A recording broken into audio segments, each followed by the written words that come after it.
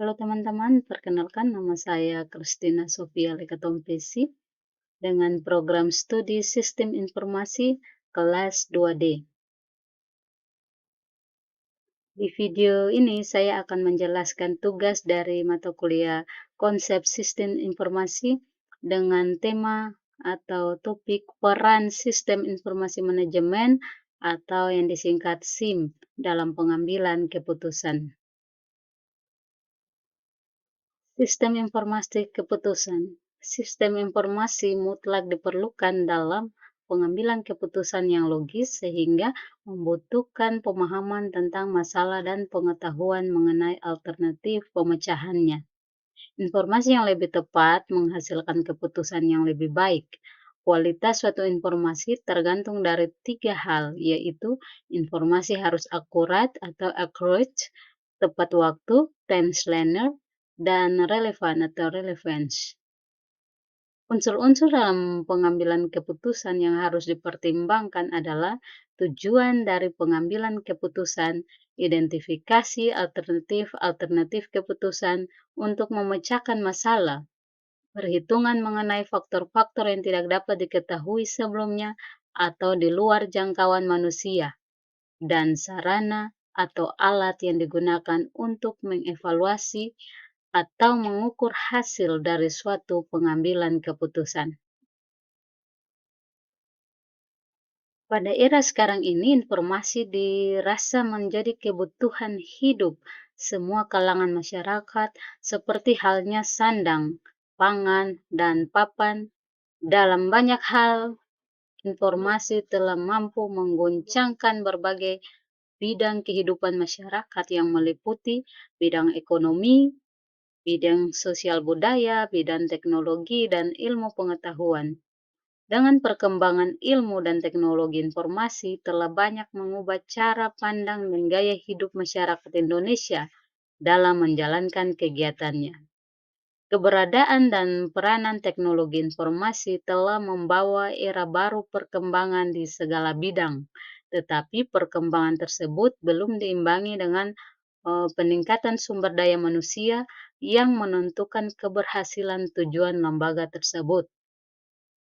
Informasi merupakan segala bentuk komunikasi yang menambah pengertian dan pengetahuan yang berguna bagi si penerima informasi tersebut. Informasi ibarat darah yang mengalir dalam tubuh suatu organisasi. Sumber dari informasi adalah data, yaitu kenyataan yang menggambarkan suatu kejadian-kejadian nyata dan kesatuan nyata. Data merupakan bentuk yang masih mentah yang belum dapat bercerita banyak sehingga perlu diolah lebih lanjut. Data diolah melalui suatu model untuk menghasilkan informasi. Teman-teman, kita masuk pada konsep dasar sistem. Jadi teman-teman, sistem merupakan suatu jaringan kerja dari prosedur-prosedur yang saling berhubungan, berkumpul, dan bersama-sama untuk melakukan suatu kegiatan atau untuk menyelesaikan suatu sasaran tertentu. Suatu sistem terdiri dari sejumlah komponen yang saling berinteraksi, saling bekerja sama, membentuk satu kesatuan.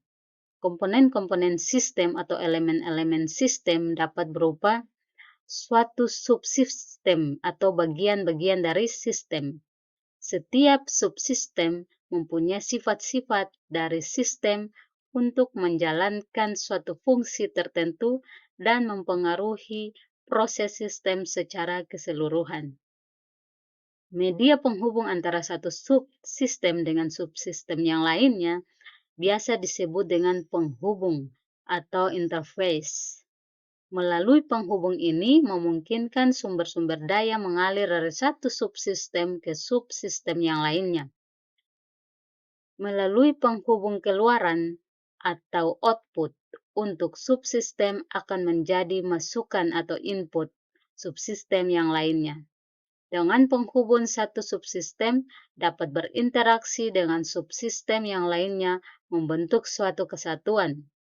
Suatu sistem pasti mempunyai satu tujuan atau goal atau sasaran atau objektif.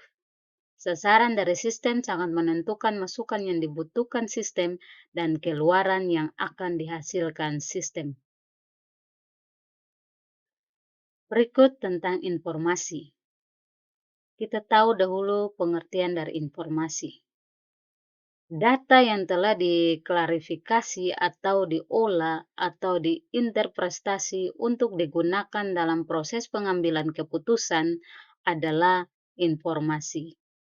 Sistem pengolahan mengolah data menjadi informasi atau tepatnya mengolah data dari bentuk tak berguna menjadi berguna bagi penerimanya. Nilai informasi berhubungan dengan keputusan. Nilai informasi dilukiskan paling berarti dalam konteks sebuah keputusan. Bila tidak ada keputusan, maka informasi menjadi tidak diperlukan. Keputusan dapat berkisar dari keputusan berulang, sederhana sampai keputusan strategis jangka panjang. Kita lihat fungsi. Fungsi utama informasi adalah menambah pengetahuan atau mengurangi ketidakpastian pemakai informasi. Informasi yang disampaikan kepada pemakai mungkin merupakan hasil data yang dimasukkan ke dalam dan pengolahan suatu model keputusan. Akan tetapi, dalam pengambilan keputusan yang kompleks, informasi hanya dapat menambah kemungkinan keputusan atau mengurangi bermacam-macam pilihan. Informasi yang disediakan bagi pengambil keputusan memberikan suatu kemungkinan faktor risiko pada tingkat-tingkat pendapatan yang berbeda. Hal-hal yang dapat ditentukan oleh nilai informasi adalah manfaat dan biaya untuk mendapatkannya. Berikut tentang sifat nilai informasi. Sebagian besar informasi tidak dapat persis ditafsir keuntungannya dengan suatu nilai uang, tetapi dapat ditafsir nilai efektivitasnya.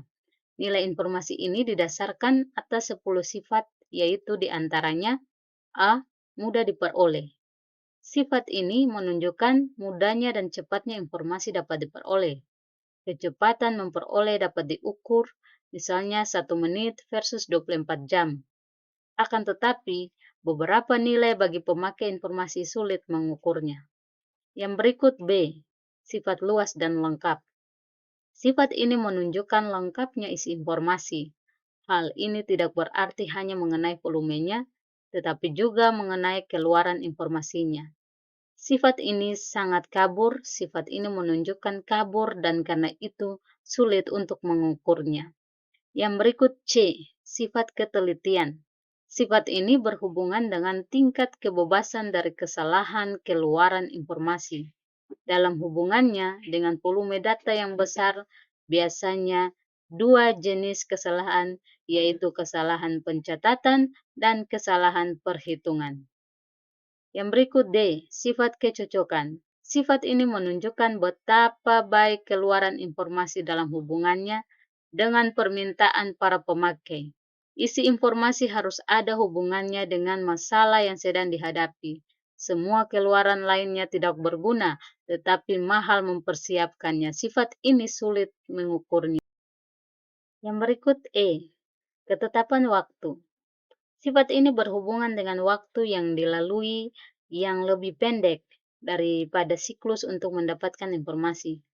Masukan, pengolahan, dan pelaporan keluaran kepada para pemakai biasanya tepat waktu. Dalam beberapa hal, ketetapan waktu dapat diukur. Yang berikut F. Sifat kejelasan. Sifat ini menunjukkan tingkat keluaran informasi yang bebas dari istilah-istilah yang tidak jelas. Membetulkan laporan dapat memakan biaya yang besar. Yang berikut G. Sifat kelubesan. Sifat ini berhubungan dengan dapat disesuaikan keluaran informasi tidak hanya dengan lebih dari satu keputusan, tetapi juga dengan lebih dari seorang pengambil keputusan. Sifat ini sulit diukur, tetapi dalam banyak hal dapat diberikan nilai yang dapat diukur. Yang berikut H. Dapat dibuktikan.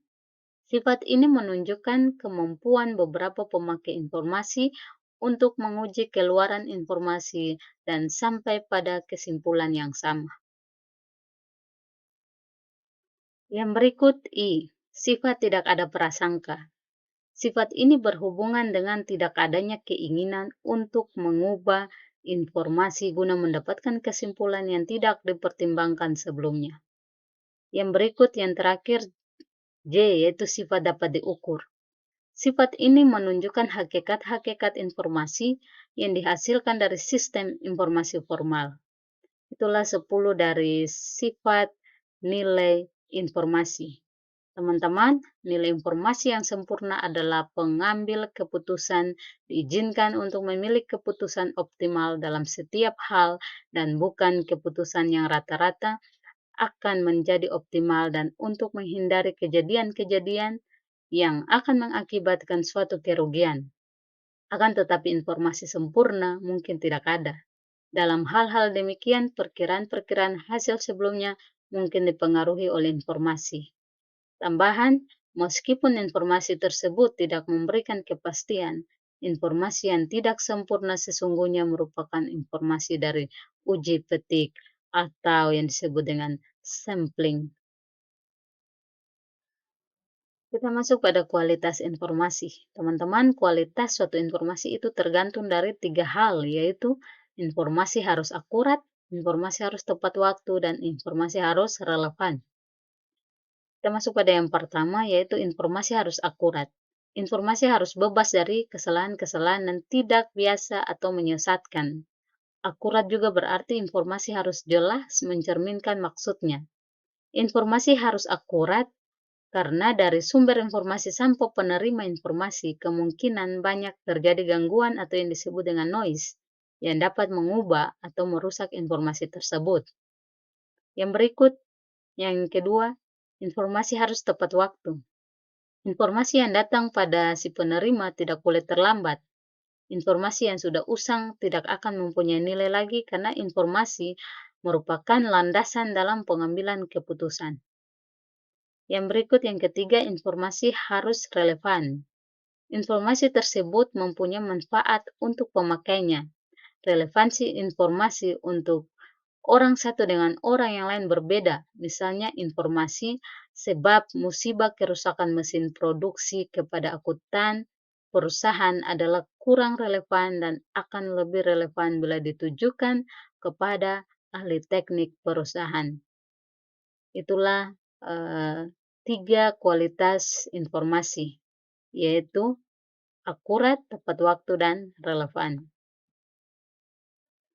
Kita masuk pada sistem informasi manajemen atau yang disingkat SIM. Sistem informasi manajemen atau SIM merupakan jaringan informasi yang dibutuhkan pimpinan dalam menjalankan tugasnya atau untuk kepentingan organisasi, terutama dalam mengambil keputusan dalam mencapai tujuan organisasinya. Teknis SIM atau sistem informasi manajemen untuk memberi manajer informasi yang memungkinkan mereka merencanakan serta mengendalikan operasi. Komputer telah menambah 1 atau 2 dimensi seperti kecepatan, ketelitian, dan volume data yang meningkat, yang memungkinkan pertimbangan alternatif-alternatif yang lebih banyak dalam satu keputusan. Yang di dalam satu organisasi terdiri atas sejumlah unsur, orang yang mempunyai bermacam-macam peran dalam organisasi, kegiatan atau tugas yang harus diselesaikan, tempat bekerja, wewenang pekerjaan, serta hubungan komunikasi yang mengikat bersama organisasi tersebut. Sistem informasi dalam pentahapannya dapat digambarkan sebagai struktur piramida dengan lapisan paling bawah meliputi informasi bagi proses transaksi, pemeriksaan mengenai status, dan lain sebagainya. Kita masuk pada karakteristik dari SIM atau sistem informasi manajemen. Yang pertama, SIM sangat bergantung pada keberadaan data organisasi secara keseluruhan, serta tergantung pada alur informasi yang dimiliki oleh organisasi tersebut. Kedua, SIM biasanya tidak memiliki kemampuan untuk menganalisis masalah. Yang ketiga, SIM membutuhkan perencanaan yang sangat matang dan panjang sambil memperhitungkan perkembangan organisasi di masa mendatang. Yang keempat, SIM biasanya berorientasi pada data-data yang sudah terjadi atau data-data yang sedang terjadi, bukan data-data yang akan terjadi. Yang kelima, SIM juga berorientasi pada data-data di dalam organisasi dibanding data-data dari luar organisasi. Yang keenam, SIM biasanya tidak fleksibel karena bentuk laporan-laporan yang dihasilkan banyak sudah dipersiapkan sebelumnya. Yang ketujuh, SIM membantu manajer secara terstruktur pada tingkat operasional, tingkat kontrol, dan perencanaan bagi staf yang sudah senior. Yang kedelapan, SIM didesain untuk memberikan laporan operasional sehari-hari sehingga dapat memberi informasi untuk mengontrol operasi tersebut dengan lebih baik. Itulah karakteristik daripada SIM atau Sistem Informasi Manajemen. Kita lanjut pada peranan SIM dalam pengambilan keputusan.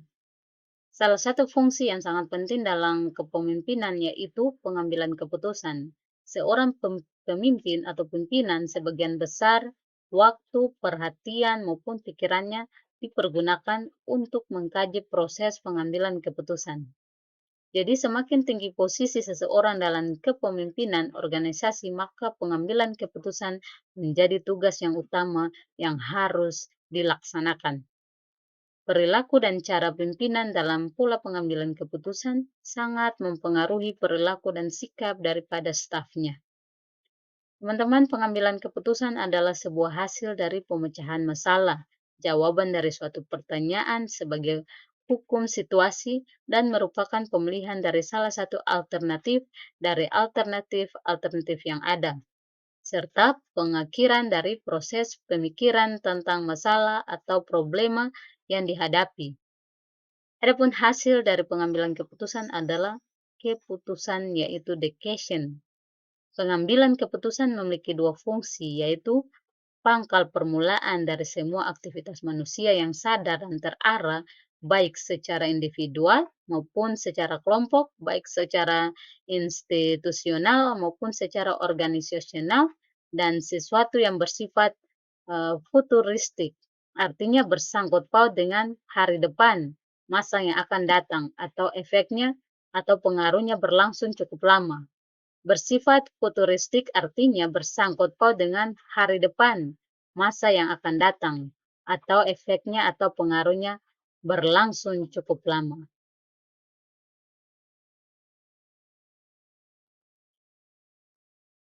Berikut tujuan pengambilan keputusan. Teman-teman, ada beberapa tujuan dari pengambilan keputusan, yaitu di antara lain, yang pertama, tujuan yang bersifat tunggal. Tujuan yang bersifat tunggal ini terjadi apabila keputusan yang dihasilkan hanya menyangkut satu masalah. Artinya, sekali diputuskan tidak akan ada kaitannya lagi dengan masalah lainnya. Yang kedua, tujuan yang bersifat ganda. Tujuan yang bersifat ganda ini terjadi apabila keputusan yang dihasilkan menyangkut lebih dari satu masalah. Artinya, keputusan yang diambil sekaligus memecahkan dua masalah atau lebih yang bersifat kontradiktif atau yang tidak kontradiktif. Itulah dua tujuan pengambilan keputusan. Kita lanjut pada unsur-unsur dalam pengambilan keputusan menurut Shamsi pada 1995. Yang pertama, tujuan dari pengambilan keputusan yaitu mengetahui terlebih dahulu tujuan yang ingin dicapai dari pengambilan keputusan tersebut. Yang kedua, identifikasi alternatif-alternatif keputusan untuk memecahkan masalah dipilih untuk mencapai tujuan tersebut. Oleh karena itu, perlu dibuat daftar jenis-jenis tindakan yang memungkinkan untuk diadakan pemilihan. Yang ketiga, perhitungan mengenai faktor-faktor yang tidak dapat diketahui sebelumnya atau di luar jangkauan manusia, atau yang disebut uncontrollable event. Yang keempat, sarana atau alat yang digunakan untuk mengevaluasi atau mengukur hasil dari suatu pengambilan keputusan. Kita masuk pada dasar pengambilan keputusan. Yang pertama, intuisi atau perasaan. Pengambilan keputusan yang didasarkan pada intuisi atau perasaan memiliki sifat subjektif, sehingga mudah terkena pengaruh. Pengambilan keputusan berdasarkan intuisi mengandung beberapa kebaikan dan kelemahan. Kebaikannya antara lain, waktu yang digunakan untuk mengambil keputusan relatif pendek untuk masalah yang pengaruhnya terbatas. Pengambilan keputusan akan memberikan kepuasan pada umumnya. Kemampuan mengambil keputusan dari pengambil keputusan itu sangat berperan dan perlu dimanfaatkan dengan baik. Sedangkan kelemahannya antara lain, keputusan yang dihasilkan relatif kurang baik, sulit mencari alat perbandingannya, sehingga sulit diukur kebenaran dan keabsahannya. Dasar-dasar lain dalam pengambilan keputusan seringkali diabaikan. Yang kedua, pengalaman. Pengambilan keputusan berdasarkan pengalaman memiliki manfaat bagi pengetahuan praktis, karena berdasarkan pengalaman seseorang dapat memperkirakan suatu serta dapat memperhitungkan untung ruginya dan baik buruknya keputusan yang akan dihasilkan. Karena pengalaman, seseorang dapat menduga masalahnya walaupun hanya dengan melihat sepintas saja untuk menemukan cara penyelesaiannya. Yang ketiga, fakta. Pengambilan keputusan berdasarkan fakta dapat memberikan keputusan yang sehat, solid, dan baik. Dengan fakta, tingkat kepercayaan terhadap pengambilan keputusan dapat lebih tinggi sehingga orang dapat menerima keputusan yang dibuat itu dengan rela dan lapang dada. Yang keempat yaitu wewenang. Pengambilan keputusan berdasarkan wewenang biasanya dilakukan oleh pimpinan terhadap bawahannya atau orang yang lebih rendah kedudukannya. Pengambilan keputusan berdasarkan wewenang juga memiliki kelebihan dan kekurangan. Kelebihannya antara lain, kebanyakan penerimaannya adalah bawahan terlepas. Penerima tersebut secara sukarela atau secara terpaksa, keputusan dapat bertahan dalam jangka waktu yang cukup lama, memiliki otentisitas atau otentik. Kelemahannya adalah dapat menimbulkan sifat rutinitas atau sifat mengasosiasikan dengan praktek diktatorial sehingga melewati permasalahan yang seharusnya dipecahkan sehingga dapat menimbulkan kekaburan. Yang kelima, rasional. Pada pengambilan keputusan yang berdasarkan rasional, keputusan yang dihasilkan bersifat objektif, logis, lebih transparan, konsisten untuk memaksimumkan hasil atau nilai dalam batas kendala tertentu, sehingga dapat dikatakan mendekati kebenaran atau sesuai dengan apa yang diinginkan. Pada pengambilan keputusan secara rasional ini terdapat beberapa hal, yaitu hal-hal yang sebagai berikut. Yang pertama, kejelasan masalah, tidak ada keraguan dan kekaburan masalah. Yang kedua, orientasi tujuan dan kesatuan pengertian tujuan yang ingin dicapai. Yang ketiga, pengetahuan alternatif. Seluruh alternatif diketahui jenisnya dan konsekuensinya. Yang keempat, preferensi yang jelas. Alternatif biasanya diurutkan sesuai kriteria. Yang kelima, hasil maksimal. Pemilihan alternatif terbaik didasarkan atas hasil ekonomis yang maksimal.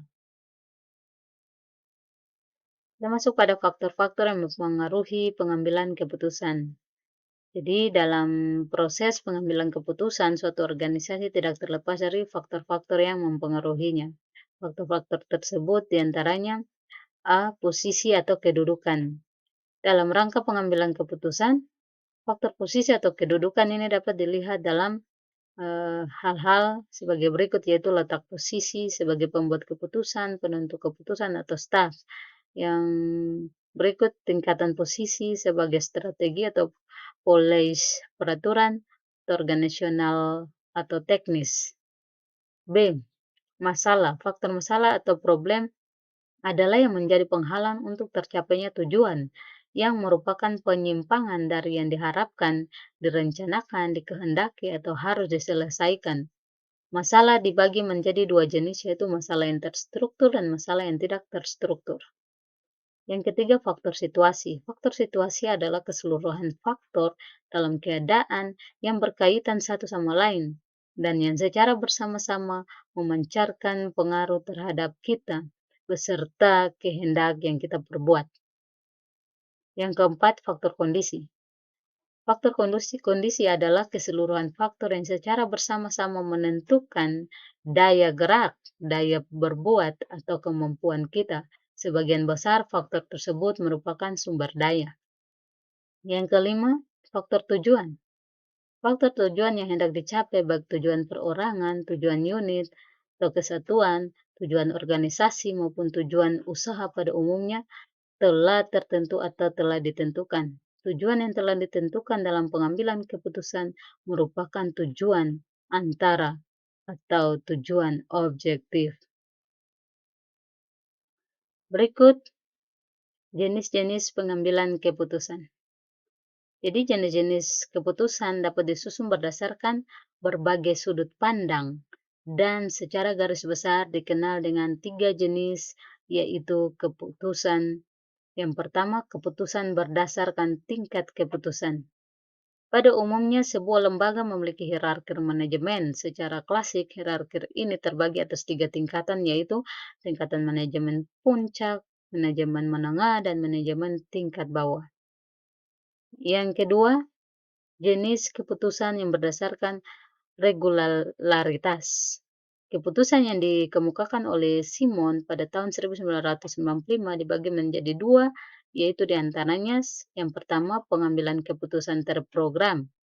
Pengambilan keputusan yang bersifat rutinitas dan berulang-ulang dengan cara penanggulangan telah ditentukan untuk menyelesaikan masalah melalui prosedur atau serangkaian langkah yang berhubungan dan berurutan yang harus diikuti oleh pengambil keputusan, atau ketentuan yang mengatur yang harus dilakukan dan yang tidak boleh dilakukan oleh pengambil kebijakan.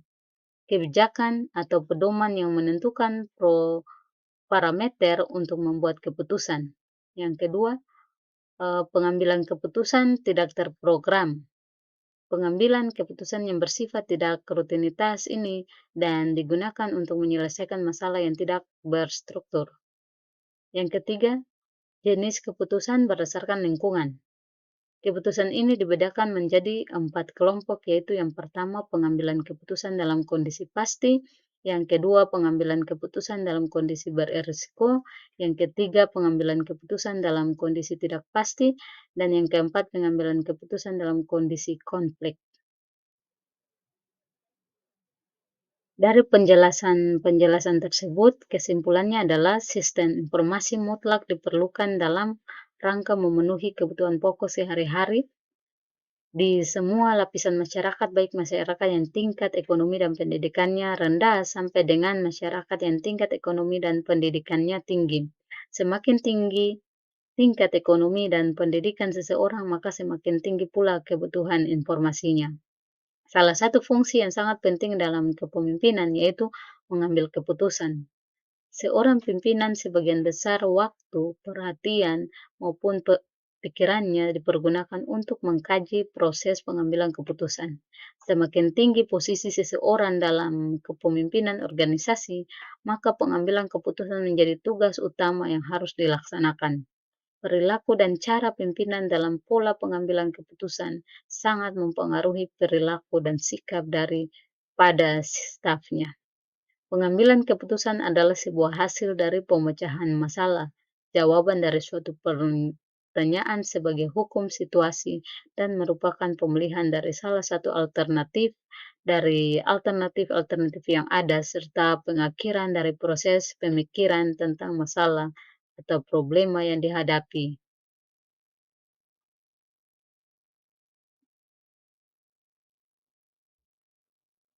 Baik teman-teman, demikianlah penjelasan saya tentang peran sistem informasi atau yang disingkat SIM dalam pengambilan keputusan. Kurang dan lebihnya mohon maaf dan terima kasih.